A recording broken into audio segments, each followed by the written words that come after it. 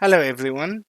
So, a couple of days ago, Xbox Game Studios released a audio described trailer showing off um, some of the gameplay footage um, that Brandon Cole uh, played um,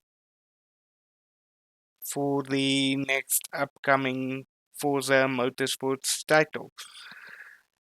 And this is huge. It is major news. So I think what I'm going to do is I'm going to show the video, just in case some of you might not have seen it yet.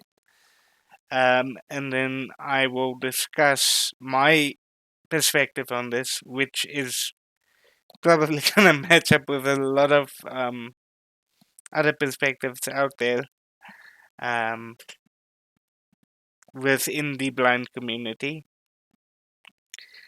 But I thought I would just give my take on this wonderful news. Uh, but before we get to the video and the discussion, I just want to thank all of my subscribers for subscribing to my channel and keeping an eye on this channel. Because at the end of the day, you guys are why I am recording these videos. To keep as many people as possible informed with regards to new developments on the mainstream markets as well as within the audio game markets. Um, and to kind of give you all a overview and a as much information as I can and as much help as I can where I can. So yeah, thank you guys. You guys are amazing. And please, if you know of anyone who'd benefit from this channel, don't hesitate to share. Um, and yes, with that said, let's get right into this, I think.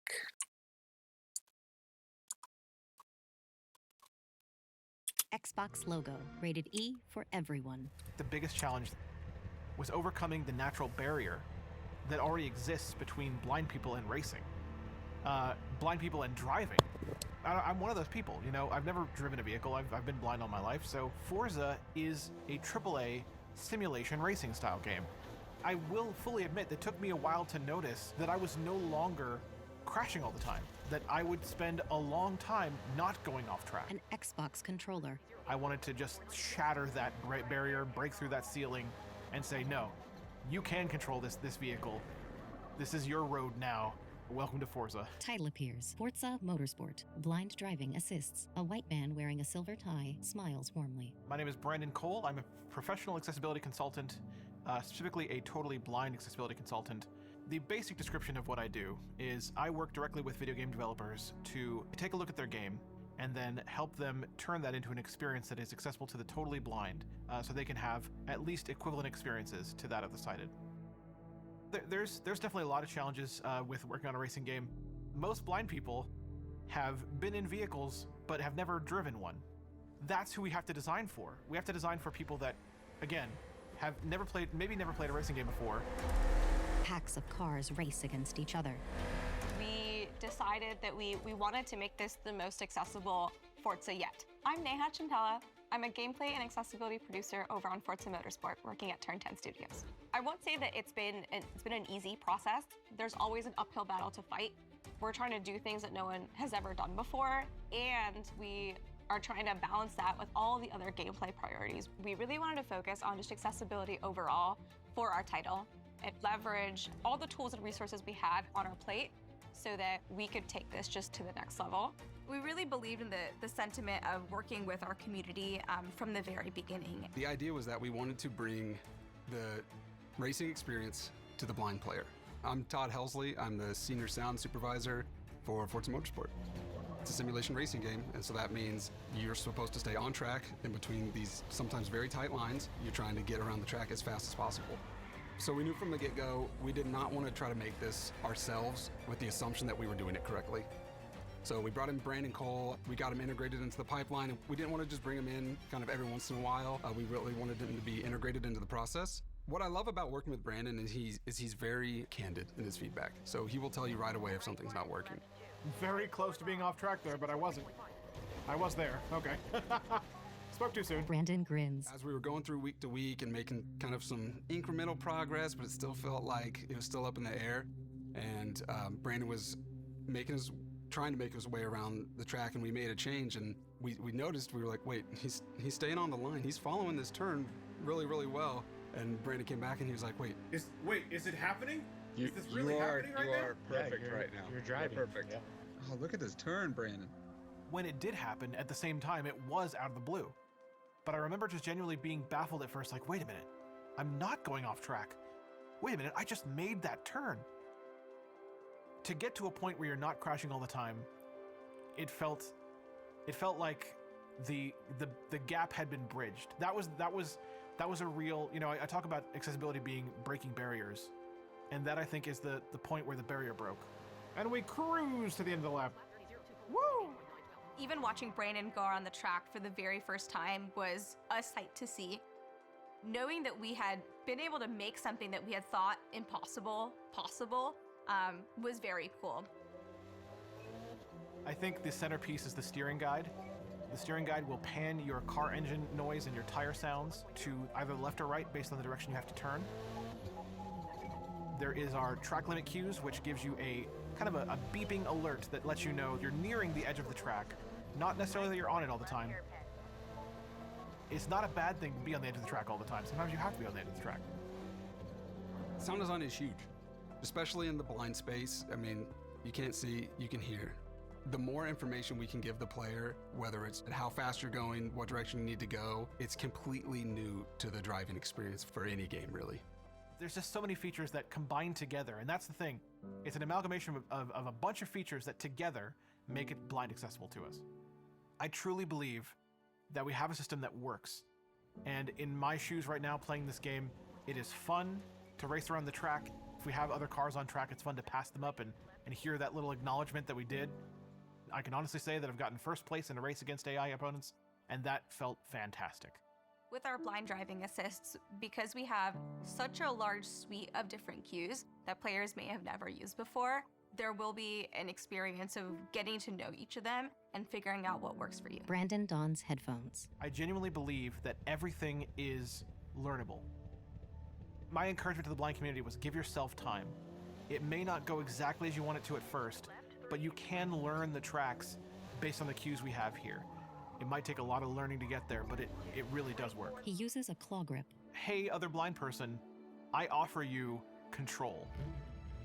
I offer you the opportunity to get into a vehicle of your choice, pick the track of your choice, and once you're on that track, the ability to drive it yourself, to take those turns at high speeds yourself, to go down those straightaways at high speeds yourself, to have full control over which direction you're steering, when you're braking, all of that I offer to you to do yourself.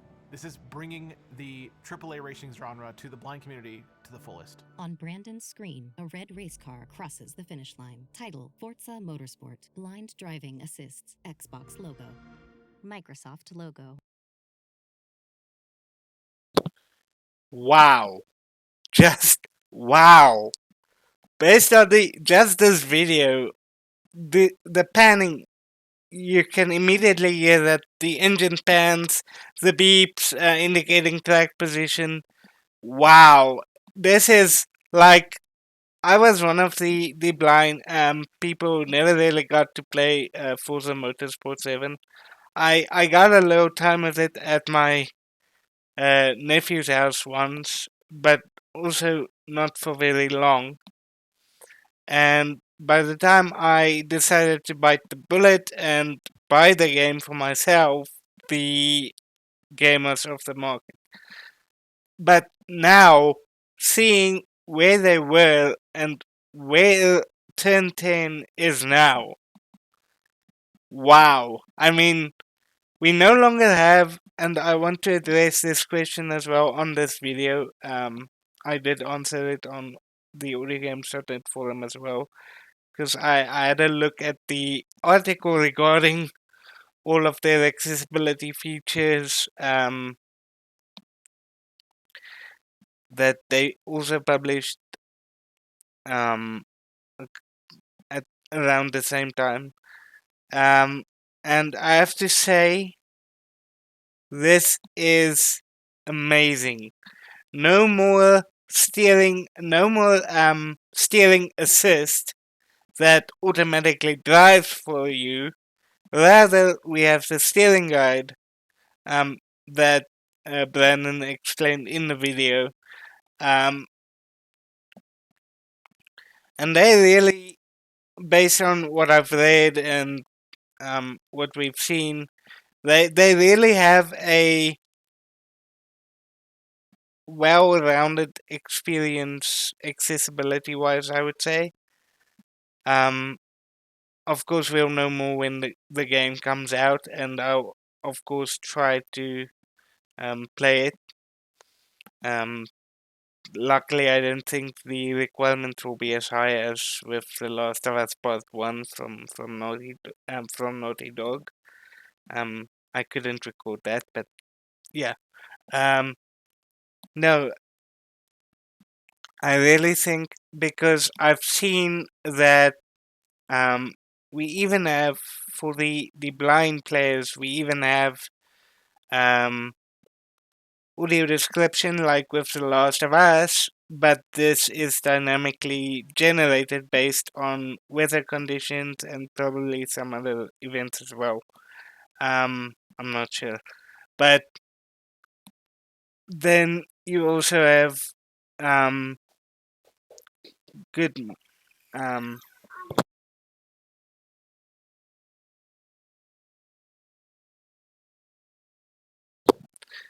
we also have good, rounded motor accessibility. Uh,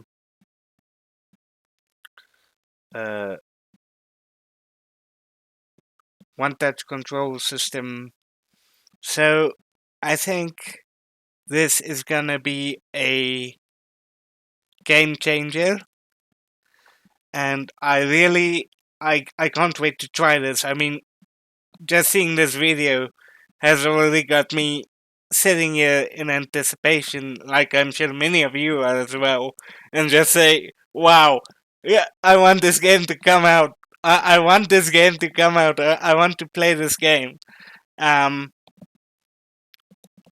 I want to take this opportunity to thank Turn 10 for what they are doing. And of course, Brandon, well done. I mean, you've done so much for the blind community over the years, and yes, I want to thank you as well. Um, and yes, this is going to be one very amazing experience. I mean, this is the first truly accessible racing game that we have, that doesn't just auto drive for us, and that we can actually completely enjoy, by all accounts. I'm really looking forward to this, and I'll keep all of you up to date um, with any um, information that we may get publicly. And yes, I would definitely. I'm gonna get this on day one when it comes out on Game Pass. I'm grabbing it and I'm gonna play it. So yeah, until next time, then, guys. I will see you again.